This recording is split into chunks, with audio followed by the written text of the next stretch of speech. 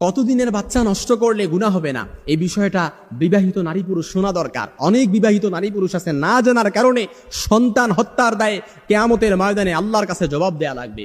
কারণ আপনি সন্তান নিতে চাচ্ছেন না, কিন্তু দেখা গেছে আপনার অনিচ্ছাকৃত বশত পেটে বাচ্চা কনসেপ্ট হয়ে গেছে। এখন আপনি কি করবেন? আপনি যদি ভ্রূণ হত্যা করেন তাহলে তো আল্লাহর আসামির কাঠগড়ায় আপনাকে ভ্রূণ হত্যার দায়ে, গুপ্ত হত্যার দায়ে, রাসূল যেটাকে গুপ্ত হত্যা বলেছেন, এর দায়ে আপনাকে আল্লাহর আসামির কাঠগড়ায় জবাব দেয়া লাগবে। এখন আপনি কি করবেন? ইসলামের বিষয়ে কি কনসেপ্ট দেয়? আপনি ভ্রূণ হত্যা করতে পারবেন কিনা, কিংবা কতদিন বয়সে আপনি ভ্রূণ হত্যা করলে আপনার কোনো গুনাহ হবে না, আপনাকে এই বিষয়টা ক্লিয়ারলি বুঝতে হবে।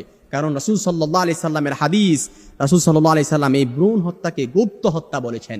কারণ আমরা যেটাকে ভ্রূণ হত্যা বলি, অর্থাৎ পেটের মধ্যে যেই সন্তানকে, জীবন্ত অনেক স্বামী স্ত্রী আছে, অর্থাৎ এই সন্তান পৃথিবীতে আসলে কি খাবে, কিভাবে চলবে, চলাফেরা করবে, নিজেরাই তো খাইতে পারি না, এইভাবে অর্থাৎ এই চিন্তায় এই সন্তানকে দুনিয়ার মুখ দেখতে দেয় না। ঔষধ খেয়ে কিংবা আধুনিক যন্ত্রপাতি দ্বারা এই সন্তানকে পেটের মধ্যে কি করে, জীবন্ত এই ভ্রূণটাকে নষ্ট করে ফেলে। এই ভ্রূণটাকে নষ্ট করে ফেলে, রাসূল যেটাকে গুপ্ত হত্যা বলেছে। আর জাহিলি যুগে জীবন্ত কন্যাকে বাবা কি করতো? গোবর দিত। ওইটাকে দুটোটাকে একই সমান বলেছেন।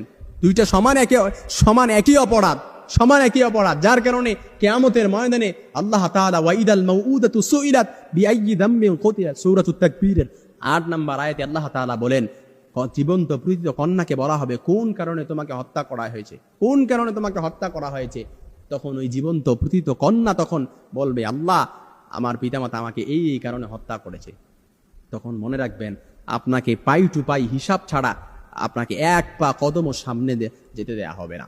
এজন্য ইসলামী বিষয়ে কি বলে, কতদিনের বোন, আপনি যদি জীবন নাশের হুমকি থাকে, কিংবা আপনার যদি কোনো কারণে আপনি এই সন্তান নিতে চাচ্ছেন না, আপনার কোনো শরিয়ার কোনো কারণ থাকে, ইসলাম কোনো কারণ, জায়েজ কোনো কারণ থাকে, তাহলে আপনি কোন কারণে আপনি এই ভ্রূণকে হত্যা করতে পারবেন এ বিষয়ে, অর্থাৎ ভ্রূণ তো তখন নষ্ট করতে পারবেন, কোন কারণে, কোনো জায়েজ কোনো কারণে করতে পারবেন কিনা, ইসলাম এ বিষয়ে কি বলে, এ বিষয়ে যদি আমরা দেখি, সৌদি আরবের স্থায়ী কমিটির ফতুয়া বোর্ড এবং সমস্ত উলামায়ে কেরাম ঐক্যমত পোষণ করেছেন যে আপনার যদি মায়ের কোনো জীবননাশের হুমকি থাকে, তাহলে আপনি, অর্থাৎ আপনার জীবননাশের হুমকি থাকলে আপনি সন্তান নিতে, অর্থাৎ এই সন্তান বিরতিকরণ পদ্ধতি আপনি অবলম্বন করতে পারবেন। কিংবা কোনো কারণে যদি আপনার পেটে বাচ্চা কনসেপ্ট হয়ে যায়, তাহলে 120 দিনের আগে আপনি এই ভ্রূণকে হত্যা করতে পারবেন। 120 দিনের আগে, 120 দিন পার হয়ে গেলে তখন এর মধ্যে রূহ ফুঁকে দেয়া হয়, শ্বাস প্রশ্বাসের যে একটা বিট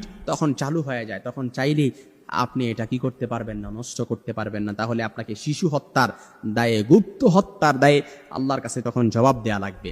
আর সন্তান খাবে কি, সন্তান পড়বে কি, এর দায় আপনাকে নিতে হবে না, এর টেনশন আপনাকে নিতে হবে না। ইন্নাল্লাহু ওয়ার রাজ্জাকু দুল কুওয়াতিল মাতিন, আল্লাহ তাআলা সমস্ত রিজিকের দার, সব কিছুর টেনশন আল্লাহ তাআলার কাছে। ওয়া মিন দাব্বাতিন ফিল আরদি ইল্লা আলাল্লাহি রিজকুহা, সমস্ত রিজিকের ফয়সালা, কে কি খাবে, কে কিভাবে চলবে না চলবে, সমস্ত কিছু তো আল্লাহ তাআলার কাছে। ইয়ারযুকু কামা ইয়ারযুকুত তাইর তাগদু খিমাসা ওয়া তারুহু বিতানা, পাখিকে যেমনি ভাবে পালে ঠিক তদ্রুপ আল্লাহ তাআলা এইভাবে পালবে।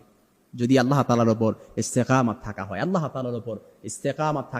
তাআলার উপর ভরসা করা হয়, ওয়া মাইয়া তাওয়াক্কাল আলাল্লাহি ফাহুয়া হাসবু ইন্নাল্লাহা বালিগু আমরিহি। এজন্য 120 দিনের আগে আপনি চাইলে, আপনার জীবন নাশের হুমকি থাকলে, আপনি 120 দিনের আগে আপনি ভ্রূণকে নষ্ট করতে পারবেন ঔষধ খেয়ে। তবে 120 দিন পার হয়ে গেলে আপনি চাইলেও সেটা নষ্ট করতে পারবেন না। তাহলে সন্তান হত্যার দায়ে আপনাকে আল্লাহর আসামির কাঠগড়ায়